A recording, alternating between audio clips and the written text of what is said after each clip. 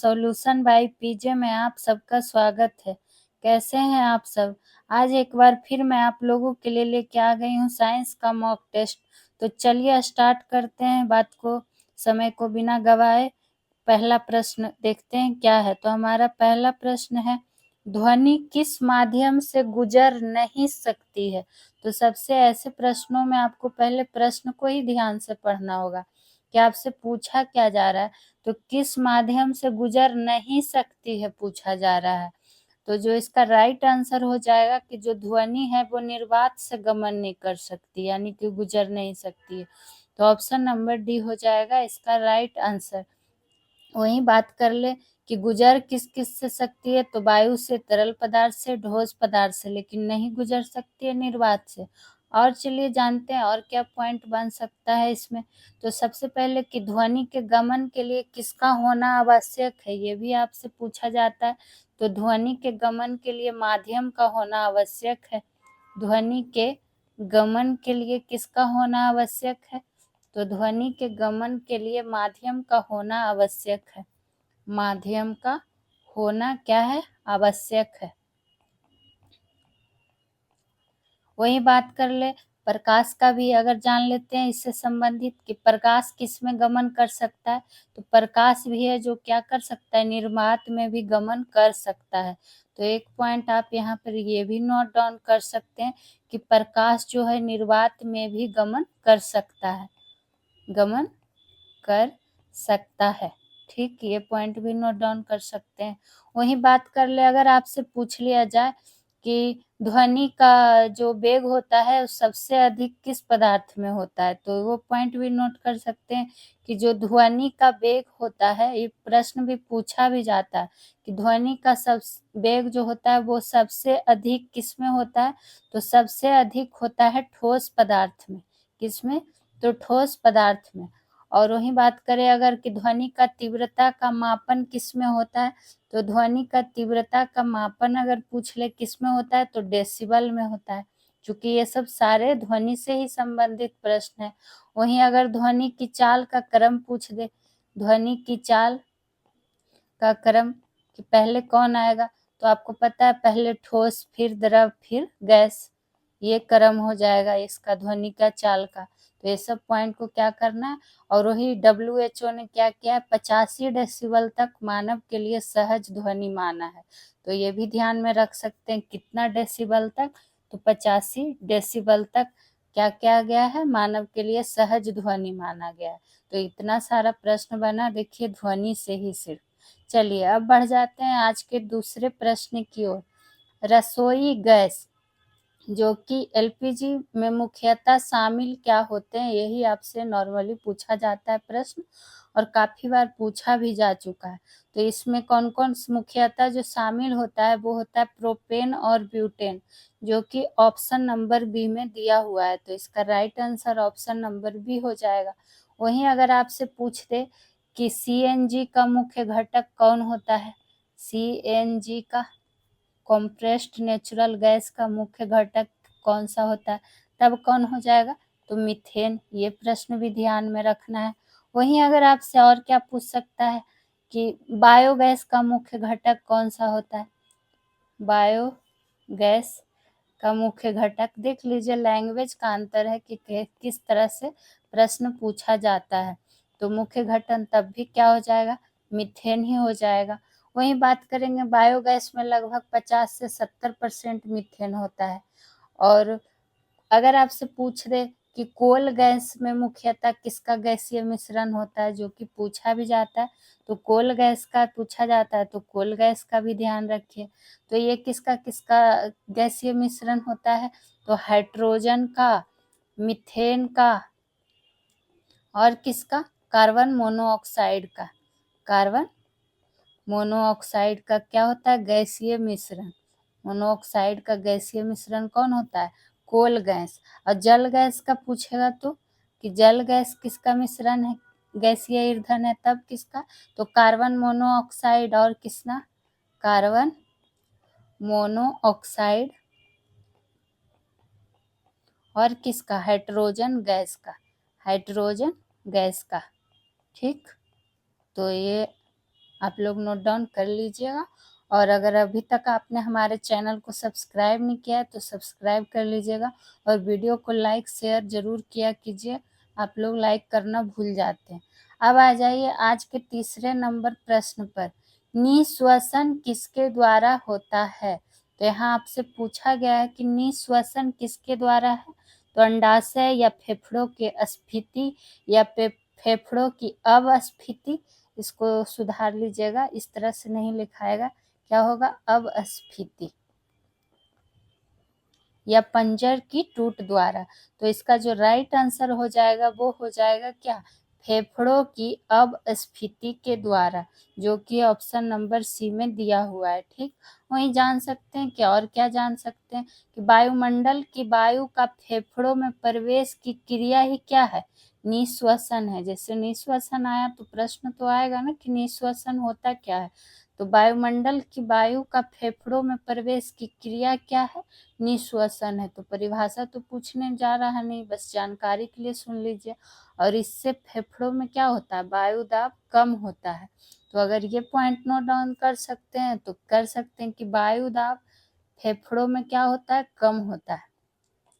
वायु दाब कम होता है, लेकिन किस में, तो फेफड़ों में, चूंकि ये वायुमंडल की वायु का फेफड़ों में प्रवेश करने की ही क्रिया है। और इसमें होगा क्या कि डायफ्राम की पेशियां हैं जो सिकुड़ती है और डायफ्राम चपटा हो जाता है। वही निःश्वसन क्रिया में बात करिएगा तो प्लूरल गुहा का नाम सुने होंगे, प्लूरल गुहाओं का आयतन क्या होता है, अधिक होता है। और फेफड़ा में अगर भारी वायु का फेफड़ा से बाहर निकलने का क्रिया का क्या कहलाता है, तो उच्छ्वास, और उसमें फेफड़ा में वायुदाब अधिक होता है। तो निःश्वसन और उच्छ्वास, तो उच्छ्वास में होगा कि फेफड़ा में भरी वायु का फेफड़ा से बाहर निकलने की क्रिया, और निःश्वसन में होगा कि वायुमंडल की वायु का फेफड़ों में प्रवेश की क्रिया। और जिसमें प्रवेश का क्रिया है उसमें फेफड़ा में वायुदाब कम होगा, और जिसमें बाहर निकालने की प्रक्रिया उसमें वायुदाब अधिक होगा, और इसमें प्लूरल गुहाओं का आयतन क्या होगा, कम होगा। तो ये सब लिखने की जरूरत नहीं है, जो यहाँ पे लगा कि बस इसका आंसर याद रखिए और ये सब जानकारी के लिए ध्यान रखिएगा। चलिए अब आ जाइए आज के प्रश्न नंबर 4 पे, मुक्त रूप से गिरना किसमें संभव है?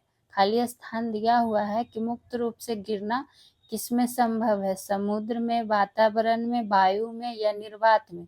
तो जो मुक्त रूप से गिरना ये केवल निर्वात में संभव है, जो कि ऑप्शन नंबर डी में दिया हुआ है। ठीक, वही बात कर ले निर्वात का, तो निर्वात वह अवस्था है जहाँ किसी माध्यम की स्थिति नहीं होती है, या फिर कह सकते हैं जहाँ किसी अवरोध की स्थिति नहीं होती है। अगर बात करें, अभी आपको बताएं कि प्रकाश क्या करता है, निर्वात में भी गमन कर सकता है, और ध्वनि के लिए माध्यम का होना क्या है, अनिवार्य है, और निर्वात में ध्वनि गमन नहीं कर सकता। ये 2 पॉइंट आपको पहला ही प्रश्न में बता दिया गया। वहीं मुक्त रूप से वस्तु को अगर निर्वात में समान ऊंचाई से विभिन्न द्रव्यमान में गिराइएगा तो पृथ्वी पर समान समय में पहुंचेगा। जैसे कि अगर 5 केजी, 10 केजी, 50 केजी का वस्तु को अगर निर्वात में 10 मीटर से गिराइए तो वो समान समय पर पृथ्वी में पहुंचेगा। तो अभी तो आपको प्रकाश, निर्वात, ध्वनि का पॉइंट लिखवा ही दिए, तो बस इसका आंसर यहाँ पे ध्यान रखिए। अब आ जाइए आज का 5वां नंबर प्रश्न, अमलगम बनाने के लिए आवश्यक एक महत्वपूर्ण धातु है। यानी कि खाली स्थान दिया हुआ है कि अमलगम जो बनाया जाता है उसके लिए एक महत्वपूर्ण धातु कौन सा है, तो वो कौन है, तो पारा, जो कि ऑप्शन नंबर सी हो जाएगा।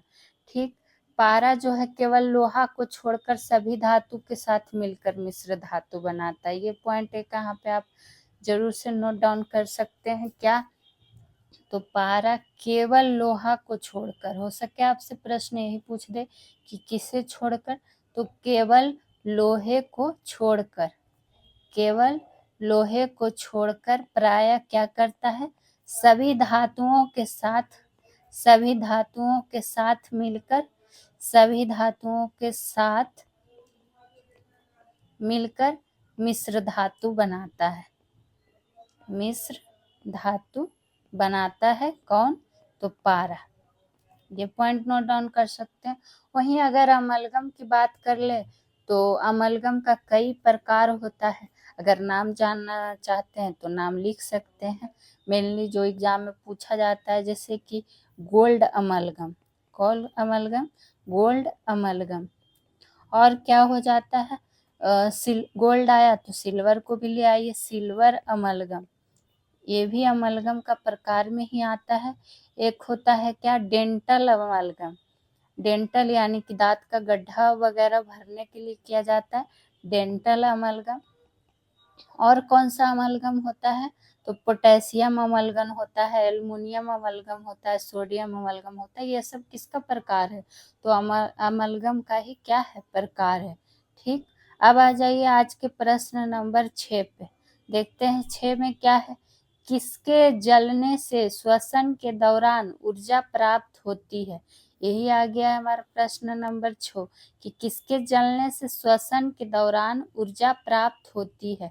ग्लूकोज के जलने से, ऑक्सीजन के जलने से, लेड के जलने से, या हाइड्रोजन के जलने से। तो जो किसके जलने से, तो ग्लूकोज के जलने से, जो कि ऑप्शन नंबर ए हो जाएगा इसका राइट आंसर। यानी कि ग्लूकोज के जलने से क्या होता है, श्वसन के दौरान ऊर्जा प्राप्त होता है। वहीं ऑक्सी श्वसन में ग्लूकोज का क्या होता है, पूर्ण ऑक्सीकरण होता है और कार्बन डाइऑक्साइड और हाइड्रोजन यानी कि क्या कहता है, जल का क्या होता है, निर्माण होता है। तो यहाँ पर एक पॉइंट यहाँ पे नोट डाउन करके लिख सकते हैं कि क्या, तो ऑक्सी श्वसन, ऑक्सी श्वसन, ऑक्सी श्वसन, ऑक्सी श्वसन में ऐसे करके लिख लीजिए, ऑक्सी श्वसन में ग्लूकोज का क्या होता है, पूर्ण ऑक्सीकरण होता है, पूर्ण ऑक्सीकरण होता है। और क्या होता है, कार्बन डाइऑक्साइड और जल का क्या होता है, निर्माण होता है। H2O का क्या होता है, निर्माण होता है। ये पॉइंट नोट डाउन करके लिख लीजिएगा। वही इसमें ग्लूकोज अणु से क्या कहता है, अगर ऑक्सीश्वसन के दौरान ग्लूकोज के 1 ग्राम अणु से एटीपी के कितने अणु बनते हैं, ये प्रश्न भी पूछा जाता है। तो लिख सकते हैं कि इस क्रिया के दौरान, यानी कि ऑक्सीश्वसन जो होता है, तो इस क्रिया के दौरान ग्लूकोज के क्या होता है, 1 ग्राम अणु से, 1 ग्राम अणु से, 1 ग्राम अणु से एटीपी के कितने अणु बनते हैं, तो एटीपी के कितने अणु बनते हैं, 38 अणु बनते हैं। और यही संख्या ही आपसे पूछा जाता है। ठीक, वहीं अगर क्या कहता है, इसमें ग्लूकोज अणु से क्या, नहीं उस पॉइंट को रहने दीजिए, इतना काफ़ी है, नहीं तो आप लोग को फिर कंफ्यूजन हो जाएगा। ठीक, चलिए अब बढ़ जाइए आज के 7वें नंबर प्रश्न की ओर। देखते हैं हमारा 7वां प्रश्न क्या है और इसका क्या पूछा गया है।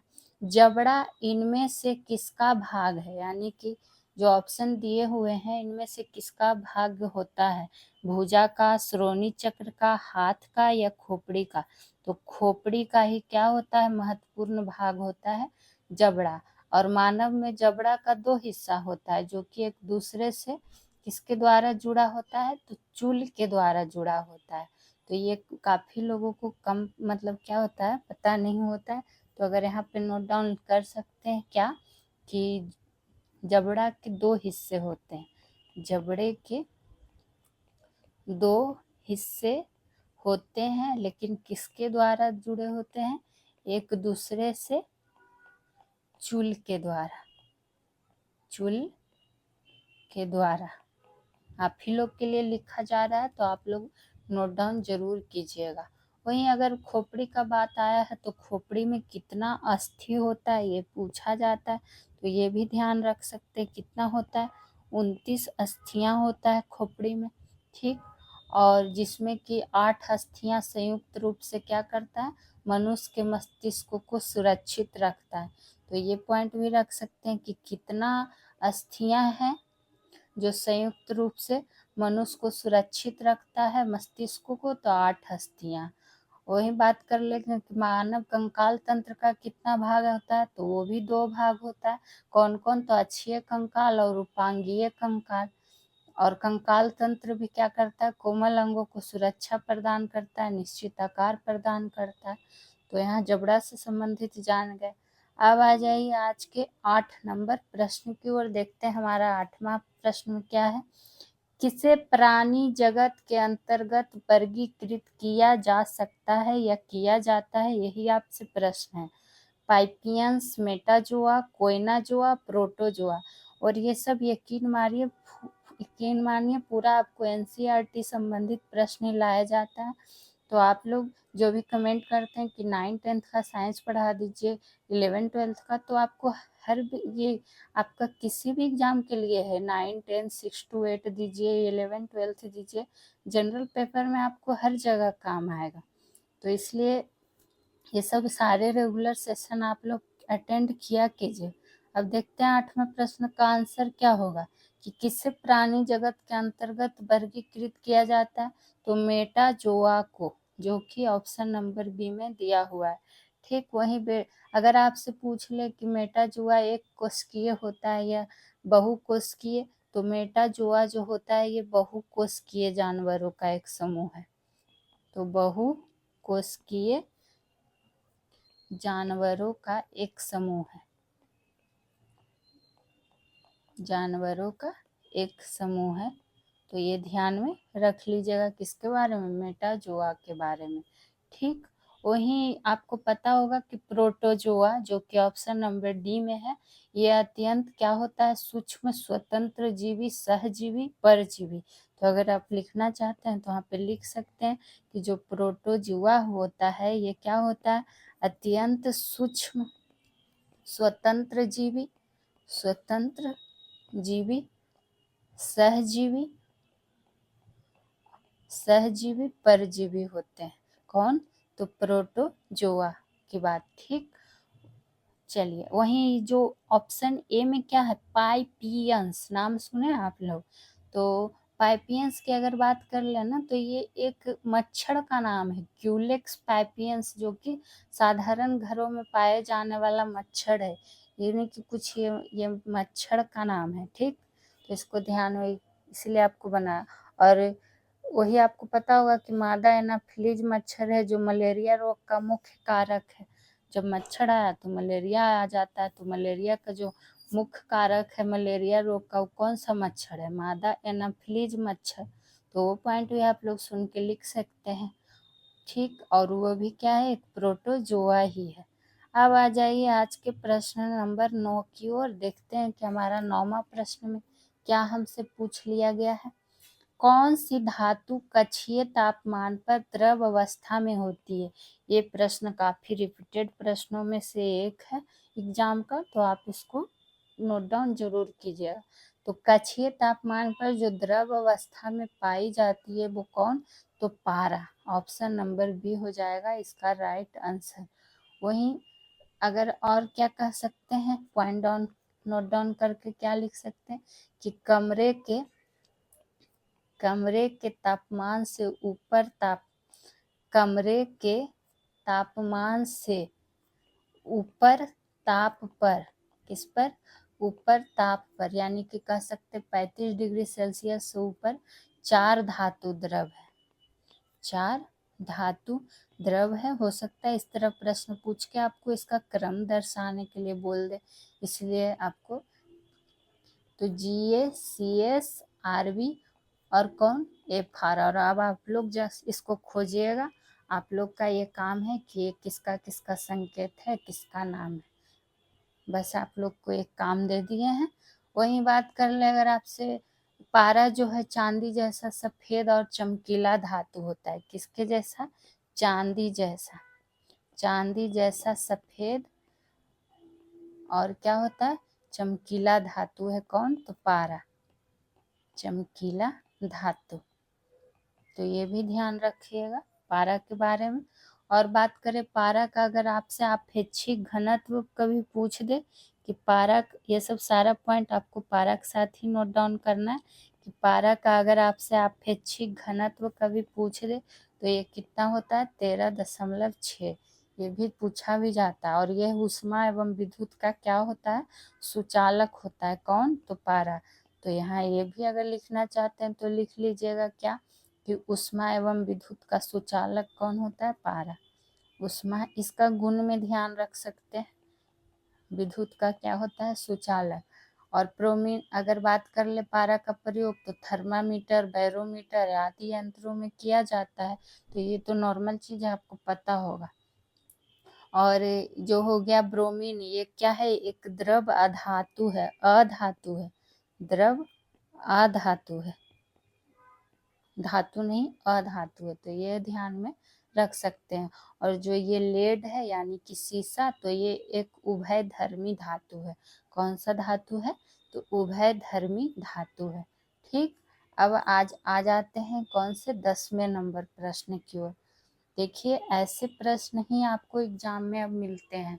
रटा रटाया क्वेश्चन आपको कहीं भी मिल जाएगा, लेकिन बार बार बोलते हैं आपके लिए यहाँ चुन चुन के प्रश्नों का कलेक्शन लाया जाता है। आपको एग्जाम में ऐसा प्रश्न लाया जाता है कि आपको यहाँ से नंबर मिले। तो आप लोग जितना हो सके वीडियो को शेयर लाइक किया कीजिए, और अपने दोस्तों को शेयर जरूर कीजिए ताकि उनको भी फायदा पहुँच सके। और इस सेशन से संबंधित आपका अगर कोई सुझाव, कोई कमेंट हो तो जरूर कीजिए। तो बर्फ की स्थिति से पानी की स्थिति में परिवर्तन किसकी वजह से होता है, ये आपसे प्रश्न पूछा गया। तो ये जो बर्फ से स्थिति, पानी की स्थिति में जब परिवर्तन होता है तो तापमान की वृद्धि, या देखिए ऑप्शन ए में तापमान की कमी भी दिया हुआ है और तापमान में वृद्धि। तो ध्यान रखना है कि तापमान में वृद्धि के कारण से ये होता है। ठीक, तो इस पॉइंट को यहाँ पर आपको ध्यान में रख लेना है। वही बात कर ले, अगर आपसे पूछा भी गया है लेकिन आप ऐसे प्रश्नों को ध्यान नहीं रखते हैं, लेकिन नोट डाउन करिएगा तो ध्यान रहेगा। जैसे क्या, अगर आपसे पूछे कि बर्फ के गलन की गुप्त ऊष्मा कितने कैलोरी होती है, ये पूछा जाता है। तो याद रखिएगा 80 किलो कैलोरी, 80 किलो कैलोरी, या फिर प्रति किलोग्राम भी कह सकते हैं, ये होती है। इसको ध्यान में जरूर रखिएगा। वहीं ऊष्मा की बात करें तो ऊष्मा का एसआई मात्रक पूछ लिया जाता है कि ऊष्मा का एसआई मात्रक क्या होगा। तो ऊष्मा का एसआई मात्रक क्या होता है, जूल होता है। और सामान्य मात्रक क्या होता है, ये एसआई मात्रक तो जूल होता है, लेकिन सामान्य मात्रक क्या होता है, तो सामान्य मात्रक होता है कैलोरी। ठीक, और ऊष्मा के बढ़ने से ही क्या होता है, तापमान बढ़ता है। और ऊष्मा का प्रवाह तापमान में अंतर के कारण ही होता है। और वही देखिए, तापमान में वृद्धि हुआ तो बर्फ की स्थिति से पानी की स्थिति में परिवर्तन हो गया। तो ये सब पॉइंट को आपको नोट डाउन करना ही करना है। अब आइए आज के प्रश्न नंबर 11 की ओर, जो कि आ गया है क्या, पायस इमल्सन किससे मिलकर बना होता है। चूंकि ये साइंस का मॉक टेस्ट है और आपको हर विषय का रेगुलर सेशन कराया जा रहा है, सारे विषय का बारी बारी से मॉक टेस्ट करवाया जा रहा है, यहाँ तक कि आपको टॉपिक वाइज भी पढ़ाया जाता है। और तो आप लोग पूरा वीडियो जरूर देखा कीजिए। देखिए, अब आइए 11 नंबर प्रश्न पर। पायस यानी जिसको इमल्सन भी कह सकते हैं, किससे मिलकर बनाता है। तो ये इसलिए डाल दिया गया है क्योंकि एग्जाम में कंफ्यूजन ना हो आपको कि पायस या इमल्सन रहे तो दोनों एक ही है, किससे मिलकर बना होता है। ये आपसे क्या किया गया, पूछा गया। तो ये दो द्रव से मिलकर बना होता है। किससे मिलकर बना होता है, दो द्रव से, जो कि हमारा ऑप्शन नंबर सी में दिया हुआ है। ठीक, और दोनों द्रव जो होता है प्राय अमिश्रणीय होता है, मतलब जो मिक्स ना हो सके। तो प्राय जो दो द्रव होता है वो क्या होता है, अमिश्रणीय होता है, मिश्रणीय होता है दोनों द्रव। ठीक, वही बात करें कि कुछ का मिश्रण ही पूछ लिया जाता है कि द्रव में ठोस का मिश्रण कौन सा कोलाइड होता है, या गैस या द्रव का कौन सा हो जाएगा, एग्जाम्पल दे के आपसे पूछा जाता है। तो अगर ध्यान में रख सकते हैं, तो जैसे कि अगर आपसे पूछ देता है क्या, एरोसोल, एरोसोल, एरोसोल द्रव या ठोस का गैस में विलयन है। अगर आपसे पूछ दे कि एरोसोल द्रव या फिर ठोस किस में विलयन है, तो गैस में विलयन है, ये ध्यान रखिएगा। तो एरोसोल द्रव या ठोस का क्या है, गैस में विलयन है, विलयन ही पूछा जाता है। ठीक, और क्या जान सकते हैं, और क्या पूछ दिया जा सकता है, जैसे कि अगर आपसे पूछ दे कि क्या कहता है, हाँ, द्रव में ठोस, द्रव में ठोस कौन सा कोलाइड होता है, तो सॉल कोलाइड होता है। कौन सा कोलाइड, तो सॉइल कोलाइड होता है, ये ध्यान रख सकते हैं।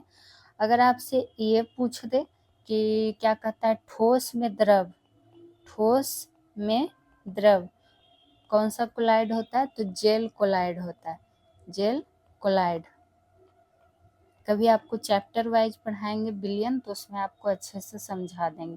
अगर द्रव में गैस पूछ दे कि कौन सा कोलाइड होता है द्रव में गैस का, तब क्या हो जाता है, फोम कोलाइड।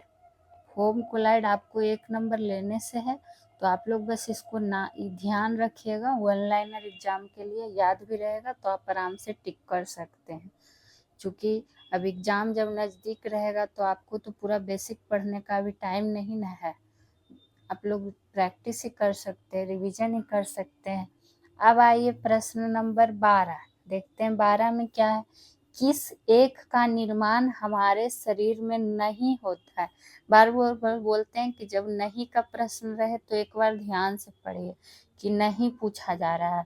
तो नहीं किसका होता है हमारे शरीर में निर्माण, तो ये विटामिन ए का निर्माण जो है हमारे शरीर में नहीं होता है। ठीक, बाकी एंजाइम हो गया, हार्मोन हो गया, प्रोटीन हो गया, ये सब का निर्माण होता है।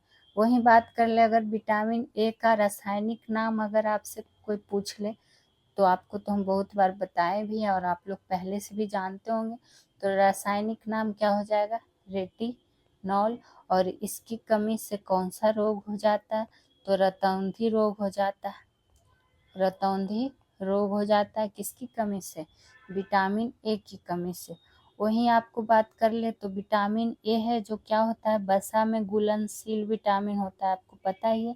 विटामिन ए है जो क्या होता है, वसा में घुलनशील विटामिन भी होता है, वसा में घुलनशील विटामिन। और ये तो आपको पता है, हाँ ए है इसलिए आपको बताएं। ऐसे आपको पता है कि विटामिन ए डी ई के है जो वसा में क्या है, घुलनशील विटामिन, तो उसका नाम भी लिख लीजिए, vitamin A, vitamin D, vitamin E और विटामिन के है जो क्या है, वसा में घुलनशील विटामिन है। लेकिन जल में घुलनशील विटामिन कौन कौन सा है, ये भी पूछा जाता है। तो विटामिन बी और विटामिन सी है जो क्या है, जल में घुलनशील विटामिन है। और वही बात अगर कर ले कि विटामिन ए का मुख्य स्रोत क्या होता है, तो मछली के यकृत का तेल। और ये प्रश्न काफ़ी बार पूछा गया है कि मछली के यकृत का तेल, मछली का यकृत का जो तेल है ये किसका स्रोत है या किस विटामिन का, तो विटामिन ए का। जबकि टमाटर, गाजर, मक्खन, अंडा का जर्दी ये सब भी विटामिन ए का स्रोत में ही है। लेकिन अगर आपसे ये प्रश्न पूछा गया है कि मछली के यकृत का जो तेल है किस विटामिन का स्रोत है या मुख्य स्रोत है, तो ये किसका हो जाएगा, विटामिन ए का। तो ये पॉइंट आपको इसमें क्या कर लेना है, ध्यान में रख लेना है। ठीक, अब आ जाइए, अब क्या प्रश्न नंबर हमारा क्या हो जाएगा, 13। देखते हैं कि 13वें प्रश्न में क्या हमसे पूछा गया है, जो कि हमारे लिए होगा इम्पॉर्टेंट ही, जो कि आपके लिए इम्पॉर्टेंट प्रश्नों का ही कलेक्शन लाया जाता है। और बार बार बोल रहे हैं, आप लोग से रिक्वेस्ट है कि हम आप लोग के लिए मेहनत कर रहे हैं, अच्छे अच्छे प्रश्नों का कलेक्शन ला रहे हैं जो कि आपको एग्जाम में ज़रूर से ज़रूर हेल्प करेंगे। तो आप लोग भी बस सपोर्ट कीजिए, जितना हो सके वीडियो को शेयर लाइक ज़रूर कीजिए। आपका कोई सुझाव हो, इस सेशन से संबंधित कोई प्रश्न हो तो कमेंट सेक्शन में कमेंट भी कीजिए, आपको ज़रूर जवाब दिया जाएगा।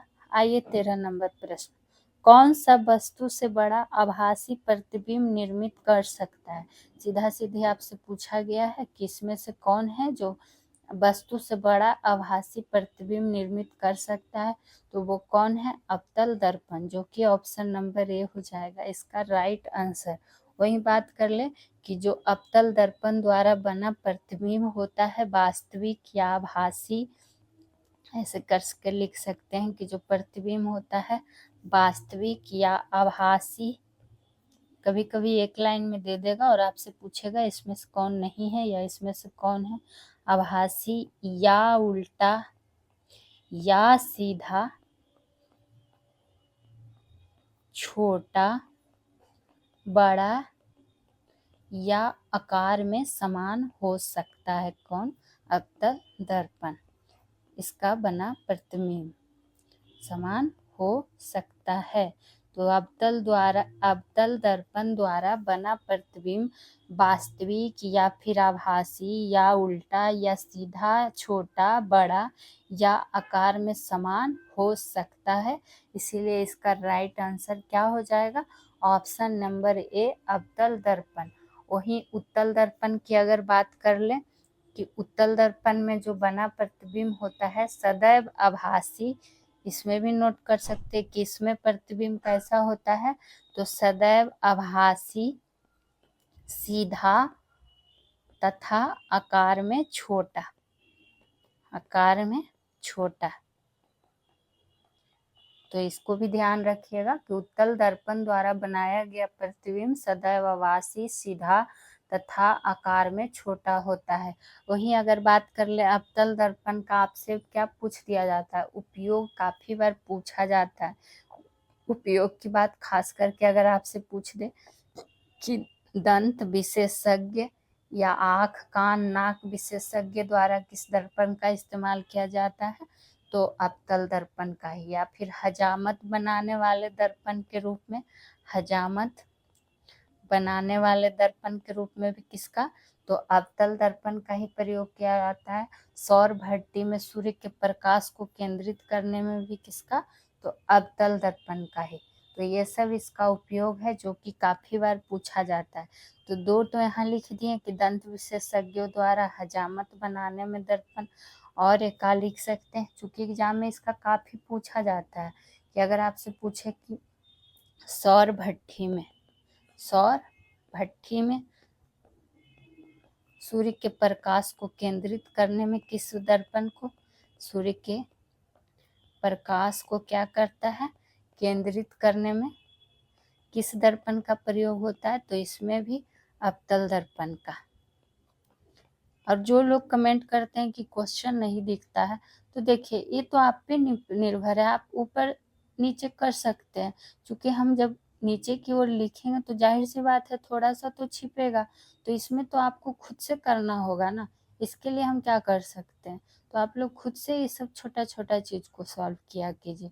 देखिए आप नीचे की ओर जाइएगा तो जाहिर सी बात है क्वेश्चन आपको नहीं दिखेगा, तो थोड़ा सा ऐसे कर लीजिए, नीचे की ओर स्लाइड कर लीजिए, या ऊपर ज़रूरत है तो ऊपर की ओर स्लाइड कीजिए, आपको सारे क्वेश्चन दिखेंगे। अब आइए प्रश्न नंबर 14 की ओर। देखते हैं हमारा प्रश्न नंबर 14 में क्या पूछा गया। महिलाओं में निषेचित अंडा खाली स्थान किसके स्तर में प्रत्यारोपित हो जाता है?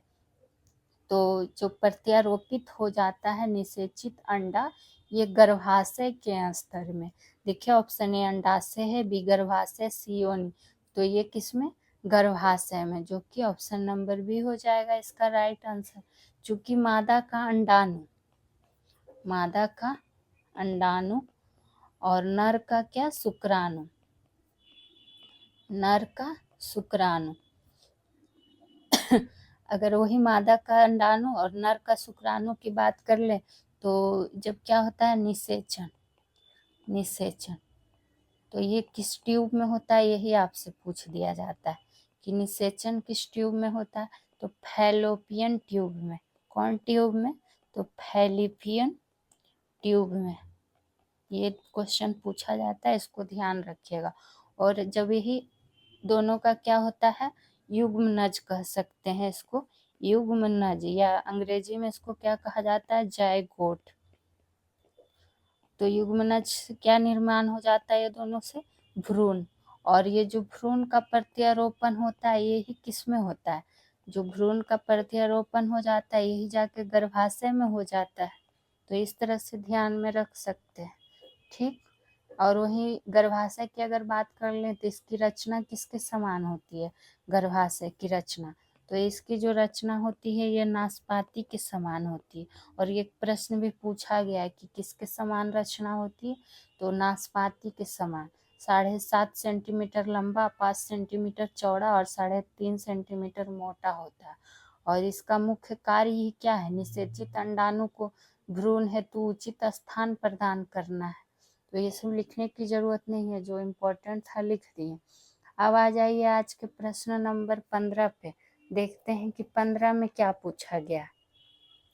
लाल शैवाल आमतौर पर किस में पाए जाते हैं, यही आपसे पूछा गया है। तो लाल शैवाल आमतौर पर जो पाए जाते हैं ये कहाँ पाए जाते हैं, जल निकायों में। तो ऑप्शन नंबर डी हो जाएगा इसका राइट आंसर। आपको बहुत बार बताएं कि शैवाल का अध्ययन क्या कहलाता है, शैवाल का अध्ययन क्या कहलाता है, तो शैवाल का अध्ययन क्या कहलाता है, फाइकोलॉजी, फाइकोलॉजी। और ये भी पूछा ही जाता है। वहीं बात करें तो शैवाल में 3 प्रकार के वर्णक पाए जाते हैं, हरा, लाल, भूरा।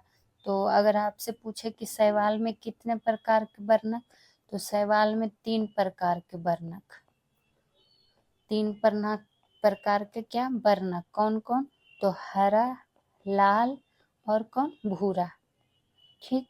और उसमें भी आपको पता है हरा वर्णक जो होता है वो कौन सा शैवाल कहलाता है, तो हरा वाला को कहा जाता है क्या, क्लोरोफाइसी शैवाल, क्लोरोफाइसी शैवाल, क्योंकि ये नाम पूछा जाता है इसलिए आपको लिख दे रहे हैं।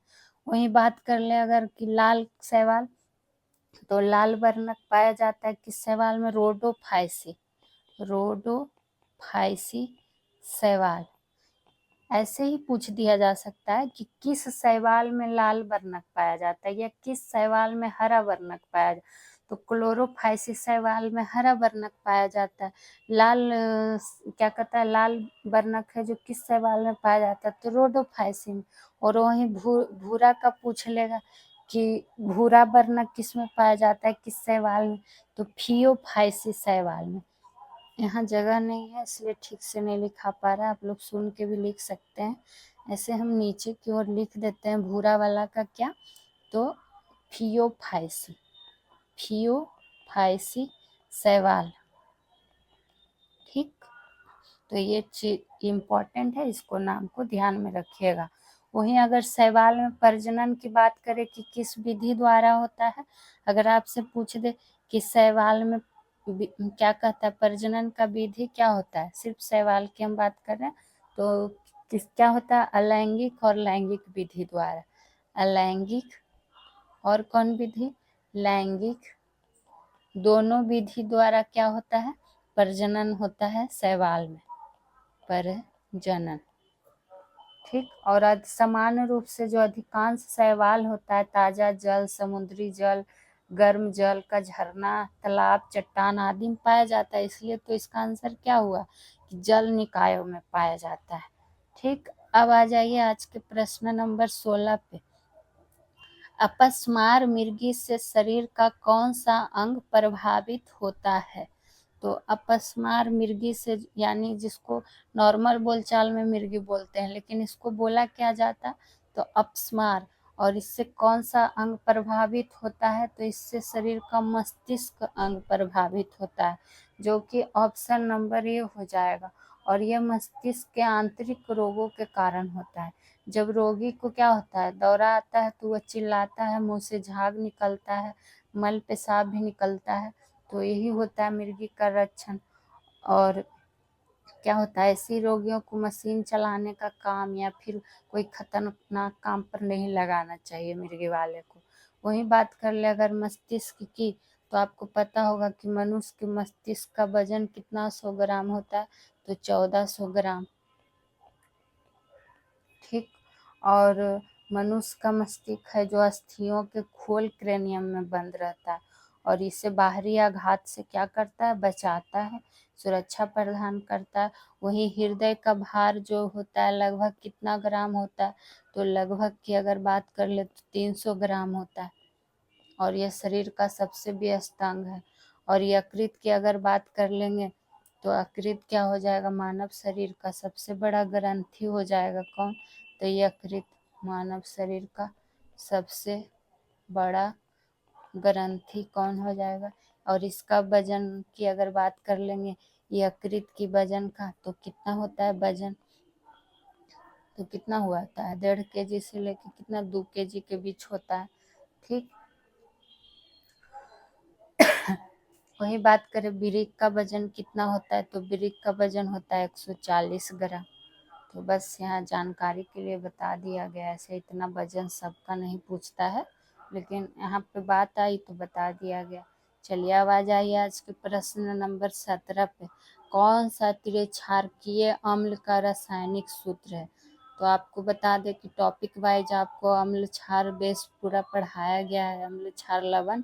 तो आप लोग टॉपिक वाइज वाला सेशन वीडियो देखा कीजिए।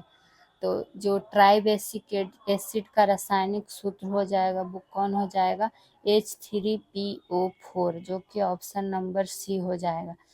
और यही कौन कौन सा, ये तो यहाँ तो आपसे ट्राइबेसिक पूछा गया, मोनोबेसिक भी होता है, मोनोबेसिक एसिड भी होता है, जिसमें एक अम्ल अणु प्रति एक प्रतिघटन हाइड्रोजन परमाणु होता है।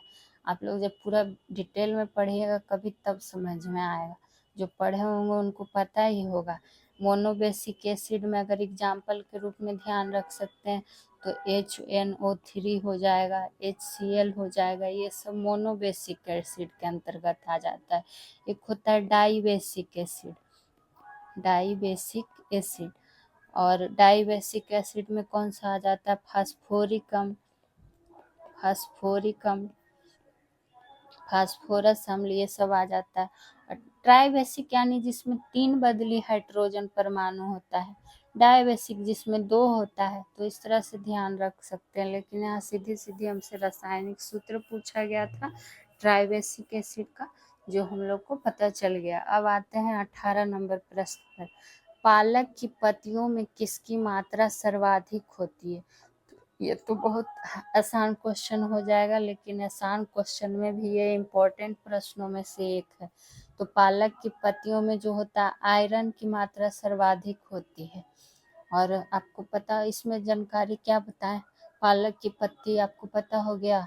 और अभी बताएं कुछ देर पहले कि विटामिन का अगर स्रोत पूछे, विटामिन ए का, तो क्या हो जाएगा, मछली का मुख्य स्रोत का बात कर रहे हैं, तो मछली के यकृत का तेल।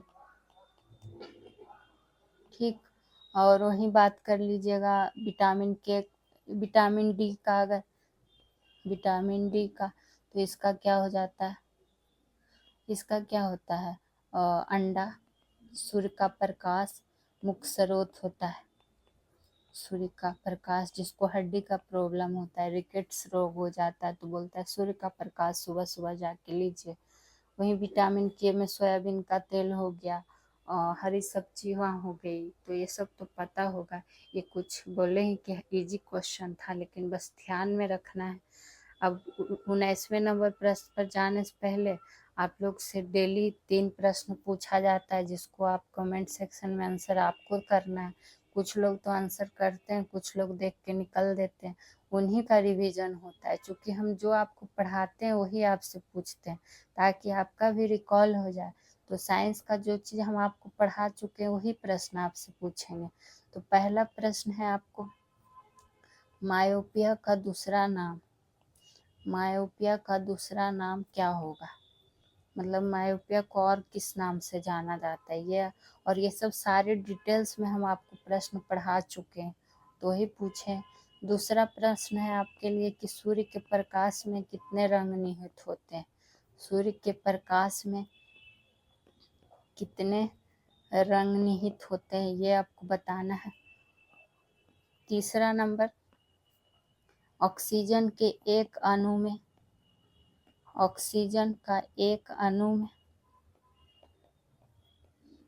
कितना परमाणु होता है, ये आपको बताना है।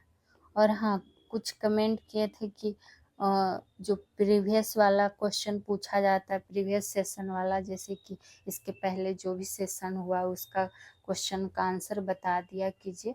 तो ठीक है, आगे की वीडियो में आपको उसका आंसर भी बता दिया जाएगा और जो सेशन का क्वेश्चन रहेगा वो भी आपको दे दिया जाएगा। बस आज के लिए, कल से आपको वो भी कर दिया जाएगा। अब आ जाइए प्रश्न नंबर 19 की ओर, जो कि देख लेते हैं कि 19 में क्या पूछा गया है। तो 19 नंबर प्रश्न क्या है? एक यंत्र जिसका उपयोग परिपथ में विद्युत धारा को मापने के लिए किया जाता है। ये बस आपको सेंटेंस इतना लंबा चौड़ा किया, सीधा सीधी आपको पूछ लिया गया कि विद्युत धारा को मापने की इकाई क्या है, और ये काफी बार प्रश्न पूछा हुआ है। तो क्या हो जाएगा? एमीटर, जो कि ऑप्शन नंबर सी हो जाएगा। ठीक, वही अगर आपसे पूछ ले कि एमीटर को परिपथ में किस क्रम में जोड़ते हैं, तो यह ध्यान रखिएगा कि एमीटर को परिपथ में जो जोड़ते हैं वो किस क्रम में, तो श्रेणी क्रम में जोड़ते हैं। ये ध्यान रखिएगा, लिखिएगा भी।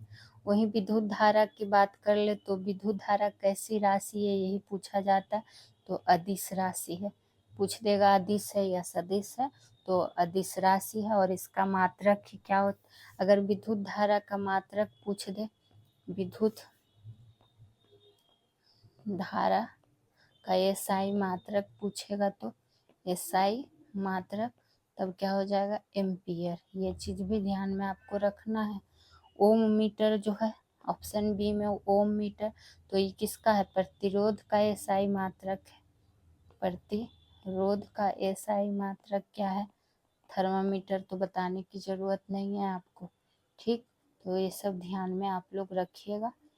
अब आ जाइए आज के प्रश्न नंबर 20 पे, और ये होगा हमारा आज का अंतिम प्रश्न। और इसी तरह का आपको रेगुलर सेशन दिया जा रहा है बारी बारी से सारे सब्जेक्ट का। तो आप लोग प्लीज़ जितना हो सके वीडियो को शेयर कीजिए, लाइक कीजिए, कमेंट कीजिए, चैनल को सब्सक्राइब भी कीजिए। आइए 20 नंबर पे, कौन सा तिलचट्टे में, किसमें? तिलचट्टा और अन्य कीटों का उत्सर्जक अंग है।